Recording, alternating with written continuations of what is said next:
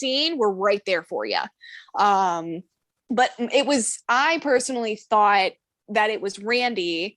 One, because apparently he has some like unrequited love for Sydney that was mentioned one time, only once in this movie. Yeah, so I thought that he was just obsessed with her, and so he was killing off everybody else until the very end when the killer's in the same room as Randy, and I was like, "What the fuck? Then who could it be?" Like I was shocked. There's another scene in here where we're gonna see Matthew Lillard says, "Oh, my mom and dad are gonna be so mad at me." Also ad-libbed, and Wes Craven thought it was so funny that he kept it in the movie. And when Billy Loomis hits him with the phone, that was an accident. Yeah, it's always like the ad-libbed or the unexpected stuff that just ends up being like the best. You know what I mean? I like that Matthew Lillard kind of brings 100% to every performance. For me, like, yes, this is phenomenal, but SLC Punk, he is the main character in that, and that is one of my all-time favorite movies, and he's so good in that. And so like these two, like this and that came out roughly around the same time, maybe a couple years apart, but I saw them around the same time, and they just are cemented as like, Matthew Lillard is a good fucking dude in my head. He's Shaggy to me. Yeah. He's Shaggy. I think the scene does a really fantastic job of illustrating why, if you're going to be a serial killer, you shouldn't have an accomplice, because you're going to end up arguing with each other. Yeah. Yeah. And that's always going to be your demise. It's nearly impossible for two people to keep a secret. Yeah. Like this big.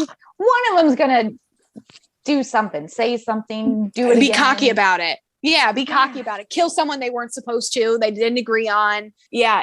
If true crime history has taught us anything, yeah, your teams don't really work out so well. This scene with Billy and Stu where they're stabbing each other, a lot of the violence was cut down in this scene.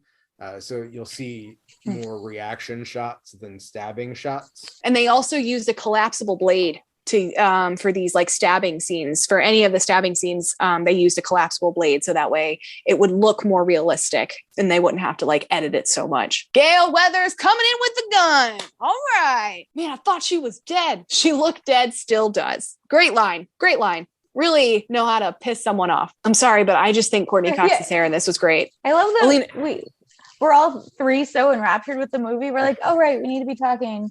But the performances and the blood. It's great. It's great. And I think that really speaks to even, this movie is soon to be, or no, this movie is 20 years old. It's 26 years old. This movie's 26 years old and it's still to the point where it's like, we know we're supposed to be talking at each other, but we all three just want to continue to watch it because it's such a good movie. It's such a good movie. So this is where I'm like, who would I realistically be? Yeah. Gail Weathers. Like, I'm coming in. Look at me. I stole the gun. I'm badass. I'm going to flip the script. I've got I left the safety on and I got overpowered. Yeah, that would be me. Like, a big speech, big show, still get knocked out. What a way to go out, though. Like, really. That you're a showman. You are. I appreciate it. And yeah, so this is ringing and Matthew Lillard says, should I let the machine get it?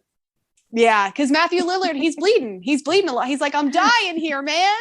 Yeah, you cut too deep. I'm dying here, man. Yeah, I feel a little woozy here. Like it's phenomenal. So this is where we get to see Sydney don the mask. And to me, that's the fucking best. Like I had told Jay, if I could afford to have all three of them sign something, because it's like $80 a signature. Yeah. If I could afford to have someone or have all three of them sign something, it would be the ghost face mask, because all three of them have worn it. And so I feel like, it's fantastic. And I do appreciate, like, Stu is literally bleeding. Like, he's dying. Like, the blood's coming out his mouth. Like, it sucks.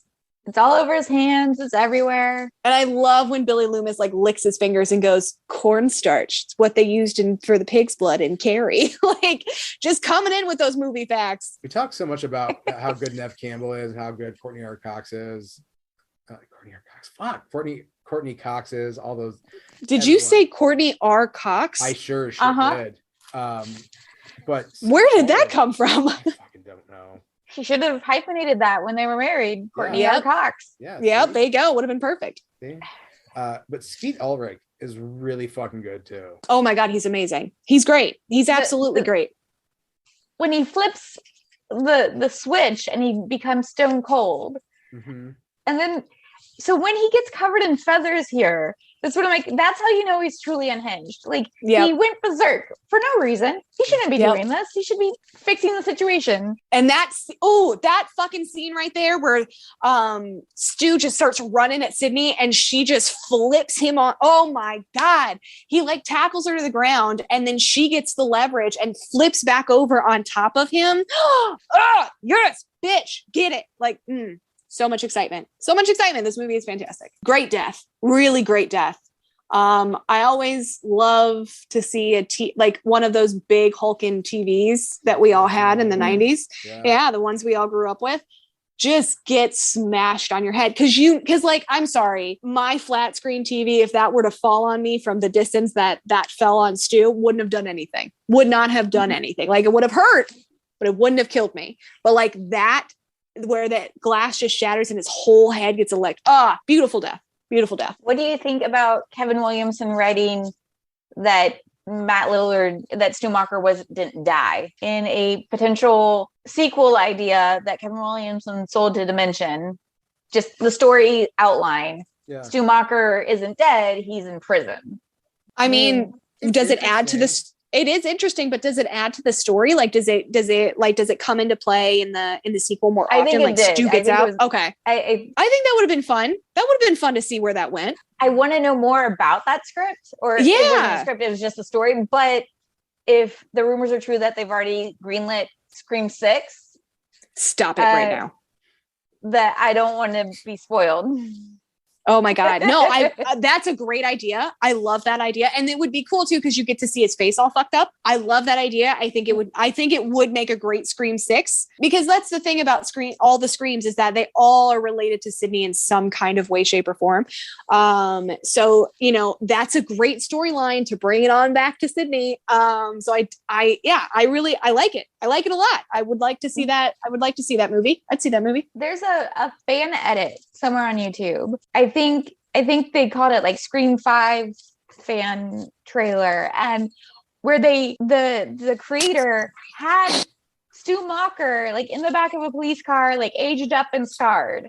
And it looks so real that I was like, holy shit, I've been spoiled for Scream 5 that came out in January. I'm like, oh well, I'm not gonna look into that. I'm not gonna look where that screenshot came from. But then I recommend looking it up. It was a really well made fan trailer.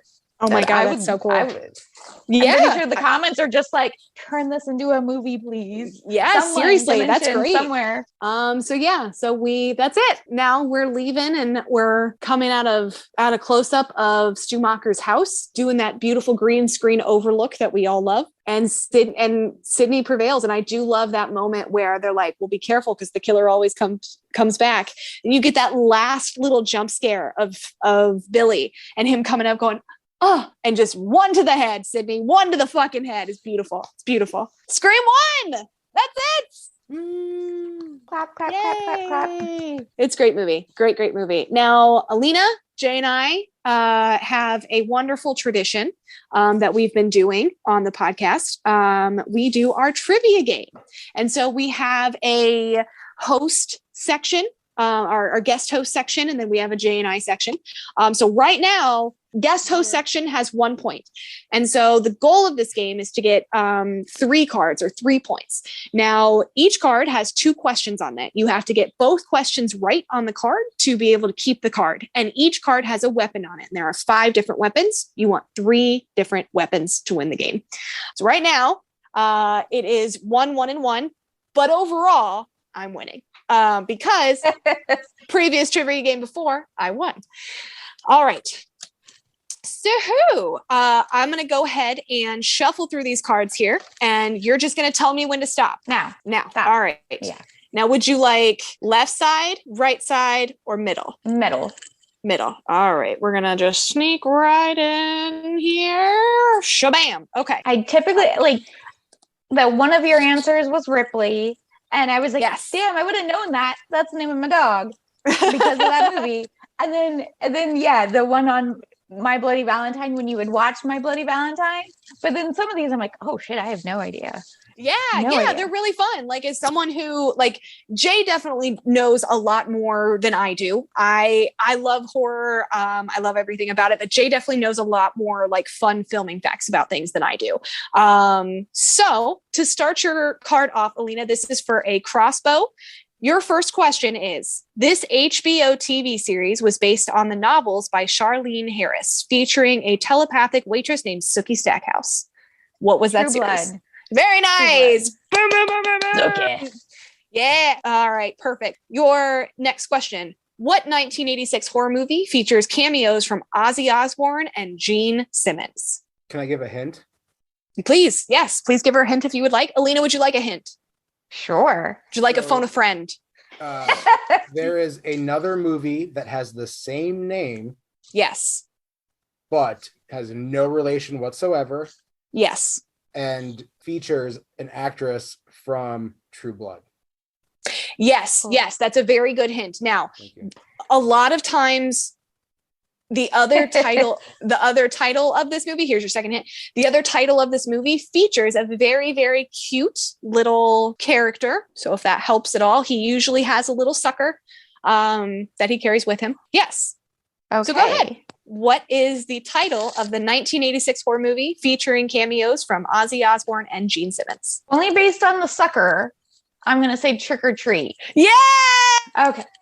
Very nice. Very nice. So guess So host. what is the 1986 version? What is, because I've It's seen not the good. It's not good. I have not actually sat down to watch it because it is just not good. Okay. Because it's just not good. Yeah, it's a film that has an audience because it is schlock, if that makes sense. Like, I'm sure Mike Roberts, who is on for Killer Clowns, has probably seen it and probably loves it. Matt probably also has seen it and loved it. It's just not one that I'm like, I don't feel the need to see that one. It falls outside of my schlock wheelhouse. All right, guest hosts, you have now come up to number 2. So we have 2 cards. Guest host could, next time we have a guest host on, they could take it from us, Jay, or take it from me, because I'm currently 1-0. No brag. All right, Jay, to the beans. Here we go. Left side, right side, middle. Right in the middle. Right in the schmiddle? Yeah. In the schmiddle. You got it. All right. All right. For a chainsaw, stuntman Kane Hodder is best known for his portrayal as what character? Are you just giving dramatic effect? Don't be a dick. No, because I want to argue it too, but no, it's Jason. Yeah. Voorhees. Yes, Jason Voorhees. Very nice. Because I'm like, okay. well, which one? He now he has 2. So he has 2 franchises. You could give him Victor Crowley, but they're going with Jason Voorhees, and I agree. I agree with that. Yep. All right. Ooh, okay. What 1988 film, directed by Wes Craven, centers around an anthropologist sent to Haiti to research voodoo? The Serpent and the Rainbow. Very nice, Jay, for a chainsaw card. Thank you. Cool, sir. Well, now there's a whole bunch of pressure for me because now I have to make sure I get both my questions right. All the shit talking you've been doing. Yeah, seriously, fuck. Okay. All right. Put that away. And so, Alina, I'm going to let you pick my card. So Okay. I'm going to do this. This way you see the answers and not the questions. So I'm going to be able to just see the questions. Go ahead. Something in your left hand. One thing in my left hand. Okay. Boom. Not looking at the answers here. Okay. What director of The Omen went on to direct the 1978 film Superman? This is also for a machete card. I don't know. First and foremost, I don't know. So I got my first question wrong, so I don't get the card. The second question is set in the year 2455. Where does the film Jason X take place? If you've listened to this podcast, you know that Jason X is one of my favorite worst horror movies ever made. And it's on a spaceship in outer space because Jason is in space. And I think it's ridiculous. So yes, I did not get the machete card. The first answer to the question of what director of The Omen went on to direct the 1978 film Superman was Richard Donner. So bummer on that one, but knew the second one, not mad about it. Love that movie.